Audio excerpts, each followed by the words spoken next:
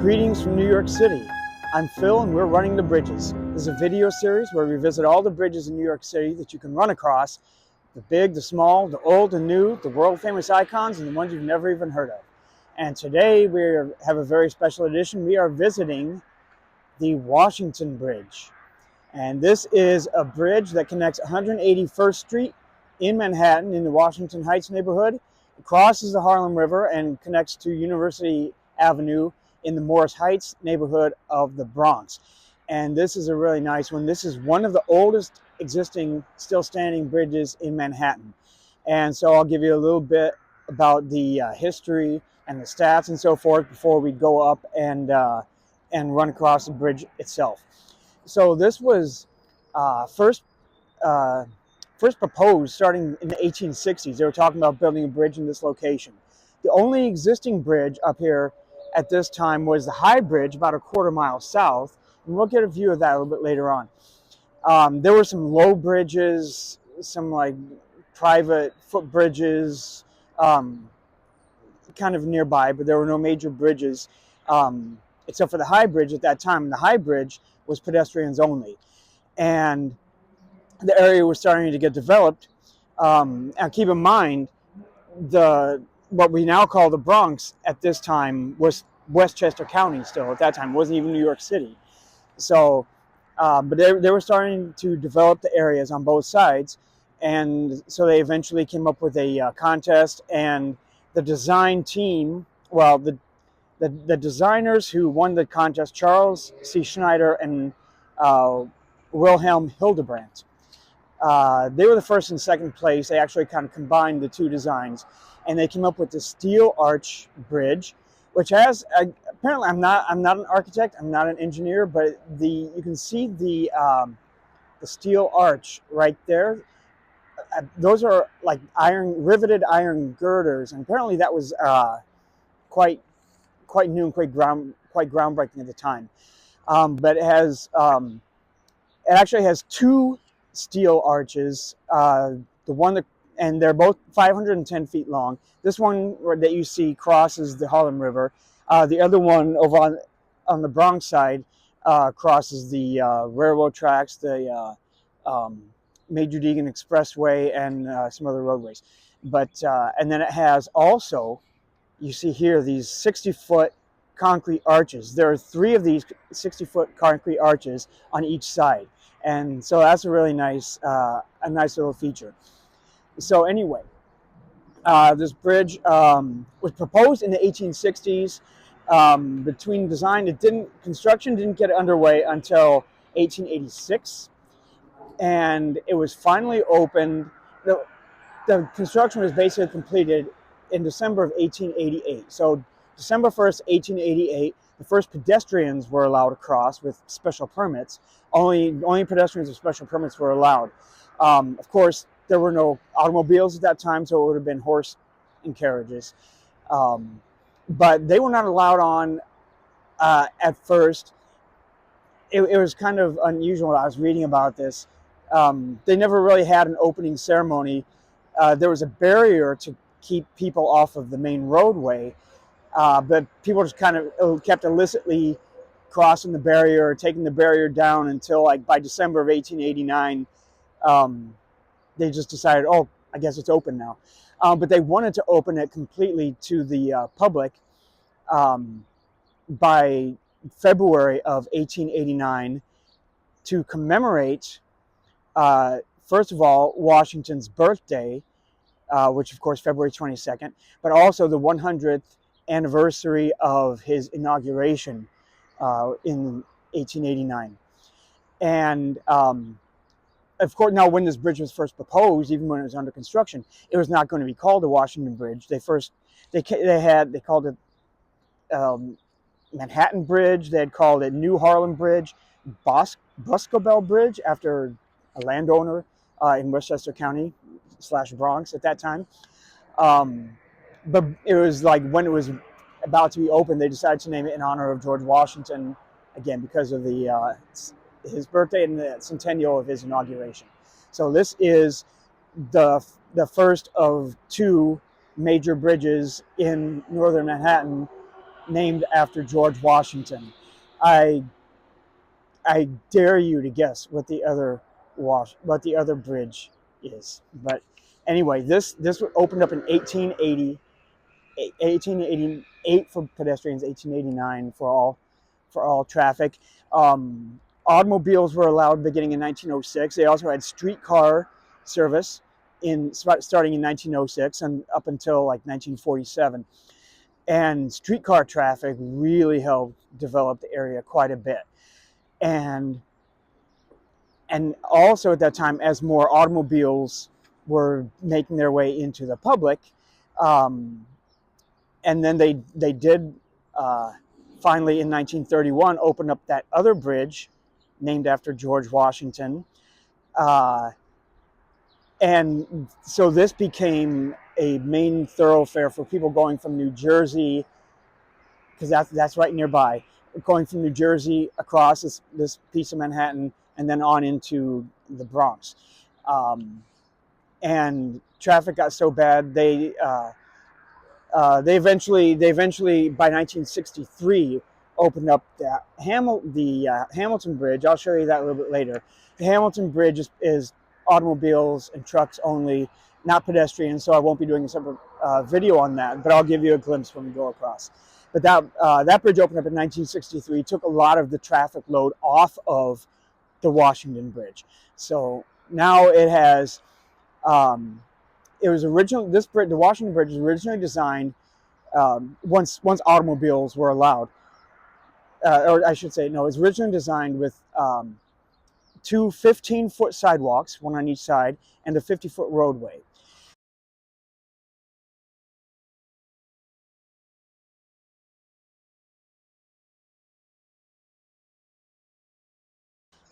And then, like by the 40s, as traffic increased, automobiles were allowed, traffic increased. They decided they needed more room for traffic, which meant, of course, less room for pedestrians, which you will see. So they ended up with shortening the sidewalks from 15 feet to 6 feet wide on each side. They had 6 lanes of traffic. Currently, you still have the two 6-foot sidewalks. You have 4 lanes of public motor vehicle traffic. One of the Bronx-bound lanes is bus lane only, and one of the Manhattan-bound lanes has, as of September 2024, been converted into a bidirectional bike lane, which is a great move, a great help for people using this bridge. So and I'll show you all that as we go along. And just to give you an idea of where I am right now, and this is of interest for runners, since this is a video for runners. I am in High Bridge Park, which I've always considered one of the most beautiful parks in New York City, and I consider it one of the triple crown of parks, along with Fort Tryon Park and Inwood Hill Park, the 3 big beautiful parks up in northern Manhattan, up at the top, up at the crown of Manhattan. So this is one of the triple crown parks that I call it, and I'm just on one of the pathways. High Bridge Park has a lot of great pathways. It's a great place to run. A lot of hills. It's hilly. You can kind of see, you can kind of get an idea of that just from this video. But also just the names of the neighborhood: Washington Heights, Morris Heights. These are, there's some steep terrain, especially on the Manhattan side. And just very briefly, there's like a high ridge that runs lengthwise in Manhattan from like Central Park all the way up to Dyckman Street. And this high ridge has like a steep bluff on one side, and the city has wisely decided to convert like that land area into a series of parks. And so that's why you have like Morningside Park from 110th Street to 122nd Street, St. Nicholas Park from 127th Street to 155th Street, 141st Street, and Jackie Robinson Park from 145th Street to 155th Street, and then High Bridge Park from 155th Street to Dyckman Street. And like I said, this bridge connects 181st Street. So I'm basically just a little bit. I'm close to 181st Street, and I'm standing north of the park. So I am looking to the north. You are looking to the south, and but this is a great park for runners, and the park pathways connect directly to the north side walkway, and in fact you can't even use the north side walkway without utilizing a short distance of these pathways, and I will show you that in just a second. And in fact, I think we are ready. We have done with the oh, did I? Yeah, the two fight. All the stats, two steel arches, 510 feet. The total length, including the approaches, is 2,375 feet. So it's a good sized bridge, and I think we are done here. And then so I will pause and I will show you the. We'll visit all four entrances, north and south side on both sides, and we will be right back on the on the south rather. The south side of the Manhattan entrance. Okay. Okay, so here we are at the corner of 181st Street and Amsterdam Avenue. And this is where all of the Manhattan-bound traffic empties out onto this intersection. And this, you can see, is a big, busy, nasty intersection. It's horrible to come through this intersection as a pedestrian or a bicycler. Like I said, all the Manhattan-bound traffic comes here. There are traffic signals, of course. Use the walk signals, but even when you have the walk light, you're competing with so many cars that are turning, and you know what that's like when you're trying to compete with cars that are turning. So use caution, be smart, be assertive. But be smart and be safe. If you are going through this intersection, of course, you can approach it from the south. That's Amsterdam Avenue, and there's some nice places to enter from there. But I will show you. So that's the intersection, and I will just show you how this goes through onto the main part of the bridge itself. So we're coming down.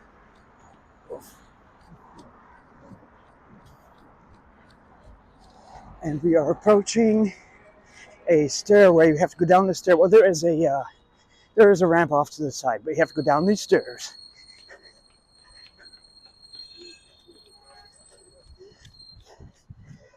And through this tunnel.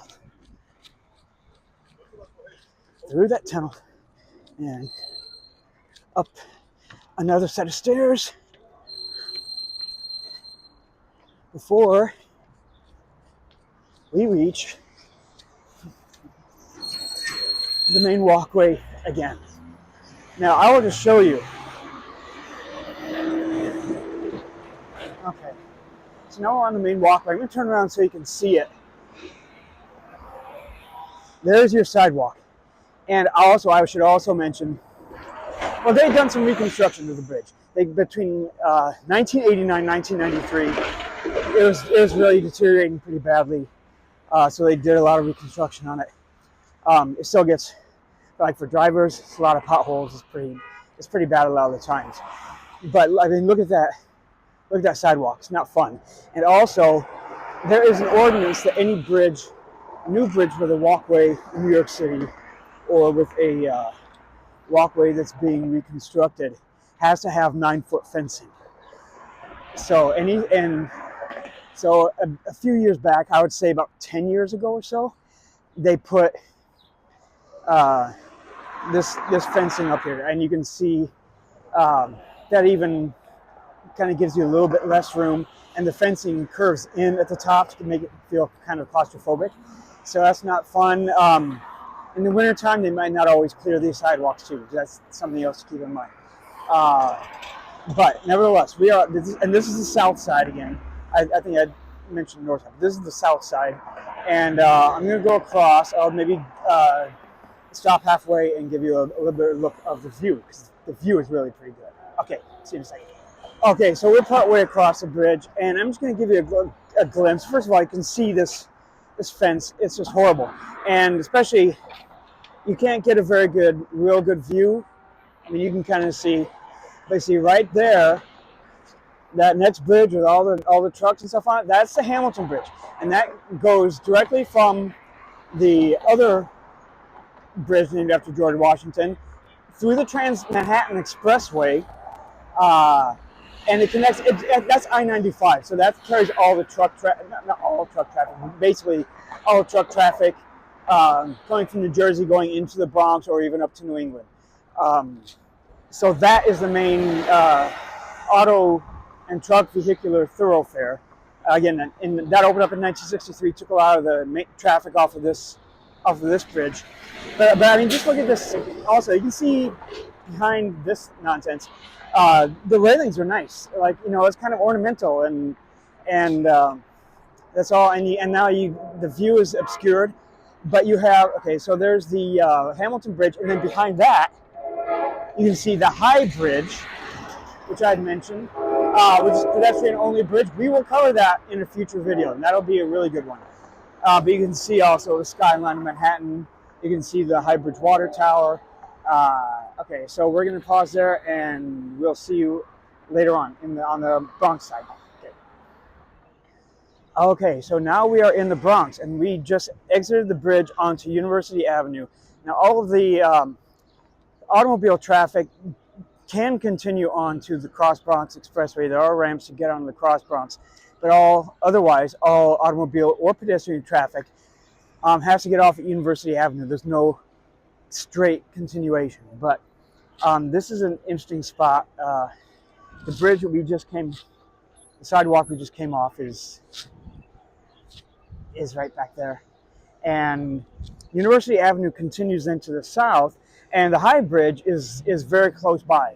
The entrance to the High Bridge is only a few blocks away, so that's a very nice place to run. We also have one of my favorite landmarks in the whole city. This statue, that's the Vogue Restaurant and Lounge. So but I think that's pretty cool. I like that. Anyway, so we've come off the exit ramp, and now I'm on. This is University Avenue, continuing this way. And if you stay on University Avenue, you turn down there, continuing straight down this road. That's Edward L. Grant Highway. Not actually a highway; it's just a street, but they named it after Edward L. Grant. But now I'm on University Avenue, heading north, and I am crossing over the Cross Bronx, the dreaded Cross Bronx, the horrible Cross Bronx. You can get a look and see, if you've never been up here, if you've never seen it. It's like cut way down. Honestly, to be fair, it's like pretty impressive engineering, but what they did to the neighborhoods up here was just horrible. Anyway, to build the Cross Bronx. So now we're heading north, and the nearest street to the north, there's not an exact street intersection right here at the bridge entrance, but just to the north is Featherbed Lane, which is probably my favorite street name in all of New York City. Featherbed Lane, just off to the north of the entrance here. And as soon as we get the light, we will cross. But you can see also, like I said, September 2024, they converted one of the traffic lanes into a bidirectional bicycle lane, which is really great. You saw how narrow that sidewalk is. When you have to share that with the other people walking and with the bicycles, especially with so many more e-bikes and scooters and delivery people and so forth. So the bike lane is a really nice addition to this bridge. And it's something that they're doing more and more, I think, in New York City. The Brooklyn Bridge, they did that, converted one lane of traffic into a bidirectional bike lane. Queensboro Bridge, they're contemplating that. I hope they do that soon, because that's desperately needed. Okay. And like I said, even when you get the signal here, sometimes you are competing with cars who are turning. But anyway, so here we are. And oh yeah, I'll just show you a little bit there. So that's University Avenue to the north, Featherbed Lane to be off to the right there. And now we are, so you can see how nice it is to have that bike lane, considering how narrow these sidewalks are. And I will, so that's a little bit of the Bronx entrances. I will pause that again, and I'll show you the views midway here on the north side as well. Okay, right back. All right, so I want to show you this.